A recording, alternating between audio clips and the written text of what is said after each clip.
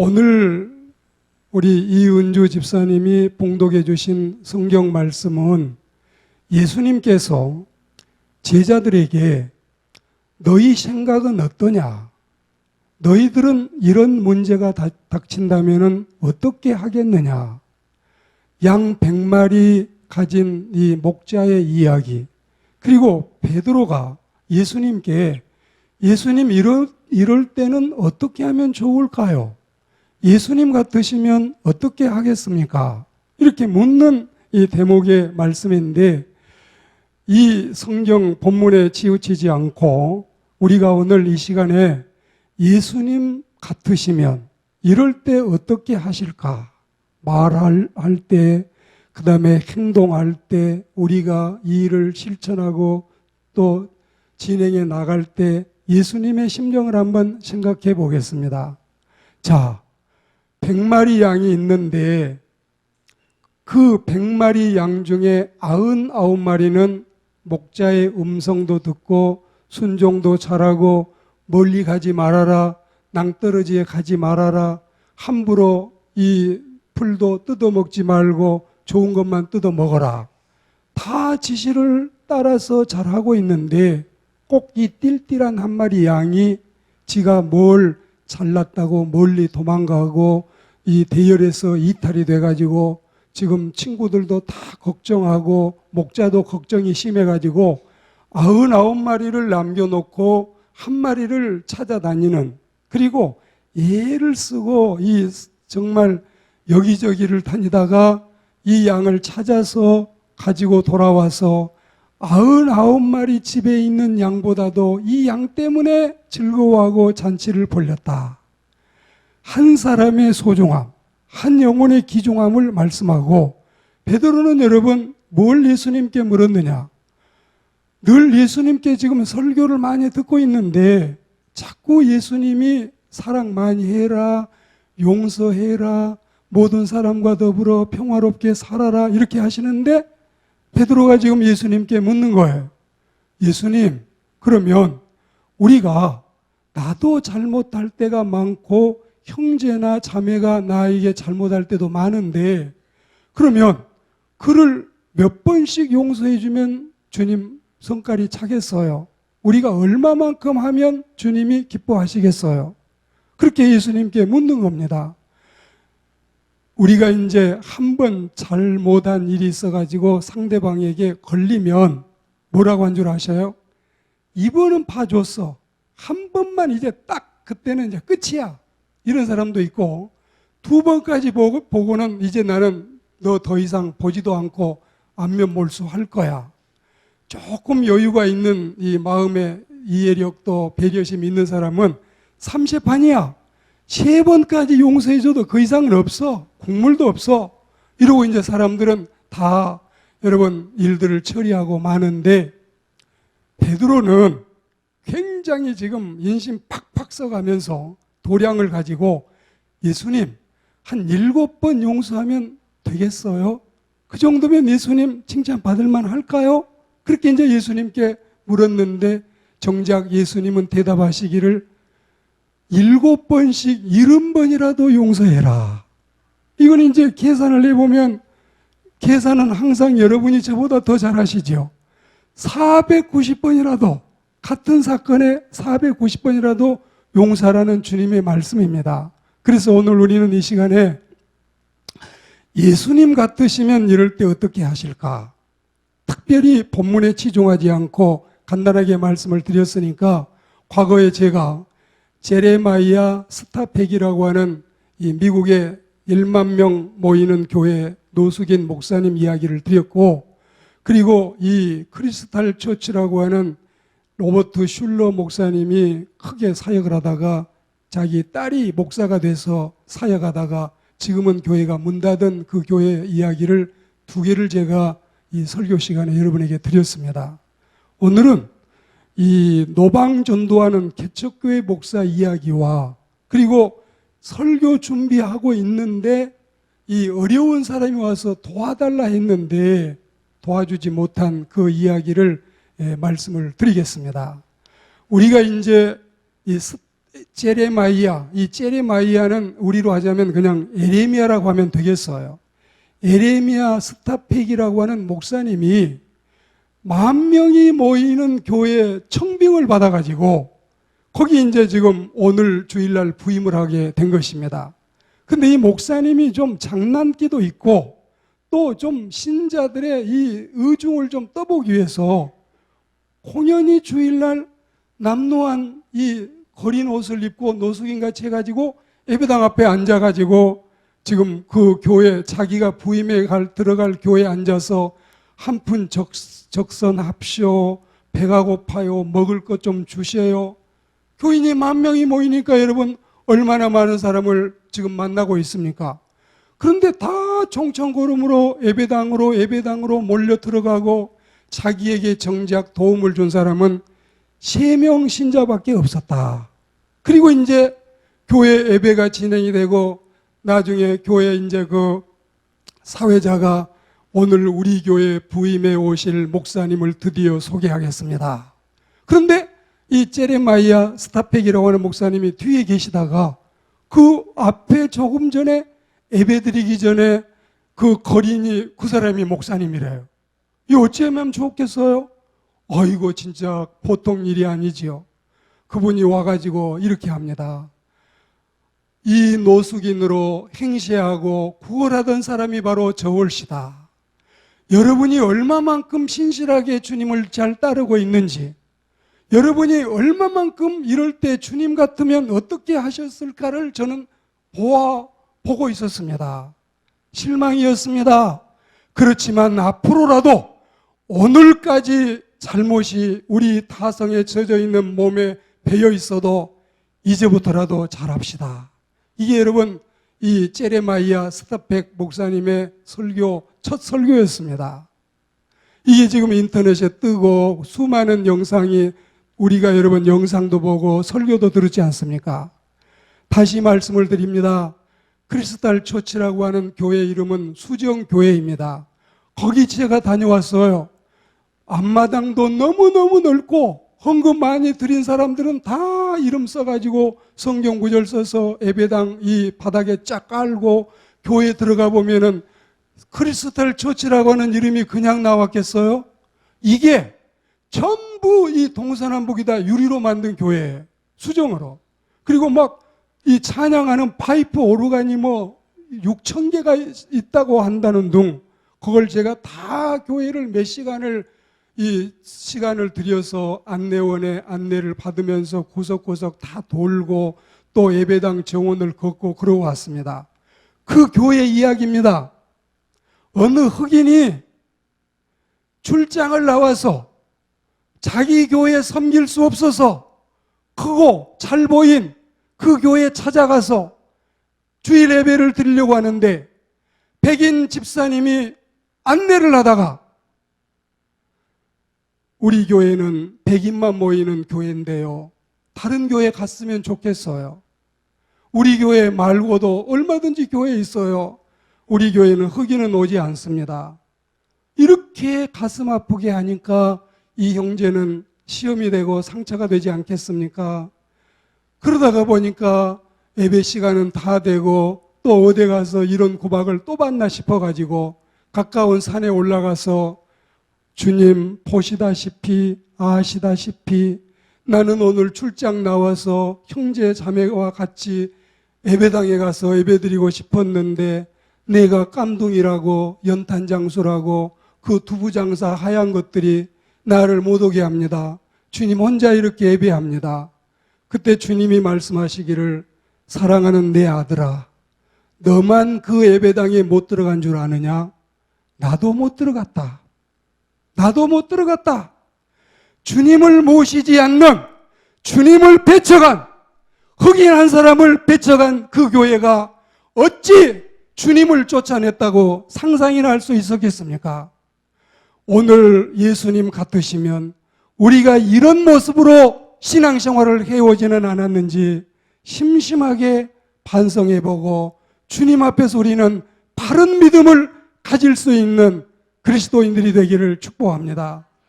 설교하는 설교자도 설교만 번지르하게 하면 뭐 하겠어요? 행실이 따라야지요.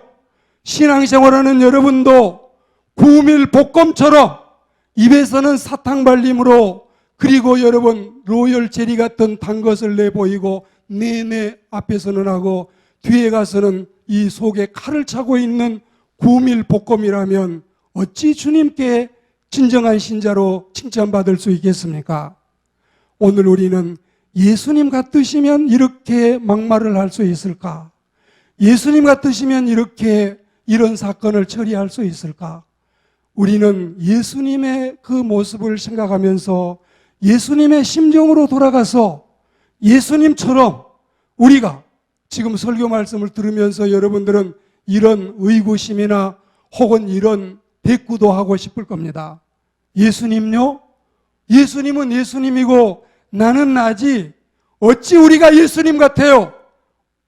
같을 수 없습니다. 나는 하나의 죄인일 뿐입니다. 이렇게 생각하실지 모르지만 그리스도인들이 안디옥에서 비로소 그리스도인이라고 처음에 칭호를 받았습니다. 그리스도인이 누굽니까?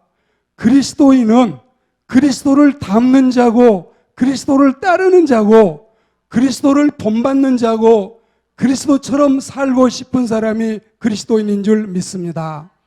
할렐루야. 그리고 이 크리스천이라고 하는 뜻은 리틀 크라이스트, 작은 예수라는 뜻이에요. 여러분들은 주님은 주님이고 나는 나다 이렇게만 핑계하지 마시고 예수님이 큰 예수면 나는 작은 예수라도 되어야 되겠다. 예수님이 10가지를 다 실천하신다면 나는 2가지, 3가지라도 예수님이 하신 것을 7, 8가지는 못해도 2, 3가지라도 예수님처럼 하고 살겠다. 이런 마음으로 주님을 닮아가는 하나님의 사람들이 되기를 축복합니다. 어느 개척교회 목사님이 노방전도를 하고 계십니다. 축호전도는 가정을 방문하면서 하는 전도인데 요즘에는 아파트 문도 안 열어주니까 들어가기가 어렵지요. 노방전도를 하시다가 보니 저쪽에 사람들이 막 왁자지껄하고 많이 모여 있는데 호기심도 발동하고 나는 사람이 필요한데 가야 되지 않느냐. 그리고 거기 가보니까 황소 한 마리를 놓고 사람이 이런 제안을 합니다. 이 황소에게 무슨 말을 하든지 눈물을 흘리는 사람이 있으면 이 황소를 상으로 주겠습니다. 그러니까 황소 한 마리를 상 받기 위해서 많은 사람이 시도를 하는데 이 이야기도 해보고 저 이야기도 해보고 별의별 말을 해도 황소가 꿈쩍도 안 하고 눈물을 흘리지 않는 거예요. 그러니까 아까 전에 제가 말씀드린 이 전도하고 있던 목사님이 마지막으로 내가 한번 해보지요. 그리고 황소에게 가가지고 귀에다 대고 뭐라고 잠깐 하니까 황소가 막 울면서 눈물을 막 흘리는 거예요. 그래서 사람들이 궁금해가지고 도대체 우리는 모두 울렸는데 당신은 무슨 이야기를 해가지고 저 황소를 울렸어? 다른 거 아니에요. 내가 개척교회 목사인데 개척교회 하면서 너무 힘든 이야기를 했더니 저렇게 울고 있네요. 그러니까 개척교회 한다는 게 너무 어렵다는 것을 아마 이렇게 이제 지금 풍자적으로 하는 이야기 같습니다. 이런 일이 있고 나서 한 달이 지나갔습니다. 다시 이 목사님이 지금 노방전도를 하고 있습니다. 한 달 전에 똑같은 그 모습이 지금 눈앞에 또 벌어지고 있어요. 무슨 일인가 했더니 거기 또 가보고 싶잖아요. 호기심이 나서 다시 거기 가보니까 이번에 역시 또 황소를 앉혀놓고 사람들이 지금 모여 있어요. 이번에는 무슨 일이냐 물어보니까 이번에는 황소를 지금 이 요지부동으로 딱 자석처럼 붙어가지고 꼼짝달싹도 안 하는 이 황소를 일으켜서 도망가는 이 모습만 보여주면 이거 황소 다시 그 사람 차지다. 그러니까 사람들이 막 이리야 낄낄 저리야 낄낄 막 끌고 일어나라고 난리를 쳐도 황소가 일어나지 않는 거예요. 누가 또 나타나겠어요? 다시 개척교회 목사님이 나타나가지고 내가 그럼 또 가보지요. 가가지고 귀에다 대고 뭐라고 하니까 황소가 벌떡 일어나가지고 도망을 가는 거예요. 뭐라고 했어요, 이번에는? 그러니까 너 나랑 개척교회 같이 안 할래? 그러니까 도망가더래요. 그래서 이 목사님이 황소를 2마리 상품으로 탔다는 이런 여러분 일화를 제가 그래서 읽었습니다. 만든 이야기가 아니라 예화하는 분들이 이걸 만들었는데, 여러분에게 오늘 드리려고 하는 말씀 한 가지를 더 드리겠습니다. 어느 금요일 아침이었습니다. 그 목사는 오늘 내일 모레 주일날 설교할 설교를 지금 준비하고 계십니다. 성경 본문은 베드로전서 2장 21절입니다. 이를 위하여 너희가 부르심을 입었으니 그리스도도 너희를 위하여 고난을 받으사 너희에게 본을 끼쳐 그의 좌취를 따라오게 하셨느니라. 아멘. 아멘. 벌금 안 나오니까 아멘 좀 해보셔요. 아멘. 자, 설교 준비가 거의 끝나갈 무렵인데 딩동 딩동 하면서 누가 초인종을 누르는 사람이 있습니다. 누군가 찾아온 것 같아요. 나가보니 문 앞에 서 있는 사람은 다 떨어진 옷을 입고 까만 얼굴에 지칠 대로 지쳐서 핏기가 없는 가련한 청년이 찾아왔습니다. 어떻게 오셨습니까? 예, 저는 굶은 지가 너무 오래되고 배도 고프고 집도 없고 절도 없고 일자리도 잃어버린 실업자입니다. 혹시 목사님께서 신자들한테 좀 알려서라도 일자리 하나 구해 주실 수 없겠습니까? 이러다가 굶어 죽겠으니 무슨 일이라도 좀 하고 싶습니다. 상점이나 회사나 개인 음식점이나 노동일이나 뭐든지 좋습니다. 소개만 해 주십시오. 이 청년이 이렇게 애원을 하고 있는 겁니다. 갑자기 설교 준비를 매듭에 가던 목사님이 글쎄요, 잘 모르겠어요. 생각이 안 납니다. 미안하지만 나는 지금 주일에 할 설교를 준비 중이고 더 바빠서 청년하고 이야기할 시간이 없습니다. 그리고는 슬그머니 문을 닫고 이 청년의 동의도 끝나지 않고 그냥 설교 준비실로 들어가고 말았습니다. 그런데 창문으로 보니까 이 청년이 맥없이 터덜터덜 걸어가는 뒷모습이 설교를 준비하던 목사의 눈에 비쳤습니다. 마음도 무겁습니다. 짠하고 안 됐습니다. 주일날이 왔습니다. 예쁘고 좋은 옷을 입은 교인들이 예배당에 많이 앉아 있습니다. 오늘은 여러분 1부 예배도 다른 주일에 비해서 많이 오셨대요. 지금 2부 예배도 그래도 여러분들이 많이 참석을 하고 앉아 계시는데, 그런데 이 목사님이 지금 설교를 하는 시간이 됐지요. 교인들은 예쁜 옷 입고 성가대는 찬양하고 설교 시간이 돼서 아까 말씀드렸지요. 베드로전서 2장 21절 말씀 제목 가지고 설교를 시작을 했습니다. 열심히 설교했습니다. 설교하는 도중에 아무 제지하는 사람도 없이 은혜롭게 설교를 다 마치고 이제 마지막 매듭을 하려고 하는데, 예배가 거의 끝나갈 무렵에 그때 그 남루한 옷을 입은 힘없는 청년이 뚜벅뚜벅 걸어 나오면서 강대상 앞에까지 왔어요. 누가 이렇게 제지할 틈도 없이 이 사람이 나와서 강대상 앞에 여기 지금 서게 됐습니다. 그리고 교인들 앞에서 이렇게 말을 했습니다. 여러분, 저는 오늘 뒤에서 목사님의 설교를 잘 들었습니다. 예수님이 우리를 위해서 고난을 받으시고 우리에게 본을 끼쳐 주셨다고 말씀을 하셨습니다. 교인 여러분, 그리고 오늘 설교 잘한 목사님, 여러분이 그리스도의 고난과 사랑의 발자취를 따라가는 것이 무엇일까요? 만일 목사님이나 여러분들이 정말로 주님의 고난과 주님의 발자취를 따라 나섰다면 오늘 저같이 불쌍한 사람들은 훨씬 줄어들거나 없어졌을 것입니다. 지금 마이크도 주지도 않고 혼자서 여러분 이 사람이 힘없는 사람이 띄엄띄엄 해가면서 여기까지 말을 했습니다. 예배 중에 되어진 일이라 뜻밖의 이 사람이 이 말하는 것을 제지하지도 못하고 이 청년은 여기까지 말하고 자리에 푹 쓰러졌습니다. 교인 가운데 의사하신 분이 응급처치를 해서 빨리 병원으로 옮겼습니다. 그리고 이 청년은 너무 이 탈진되고 몸이 많이 망가져가지고 3일 만에 세상을 뜨고 말았습니다.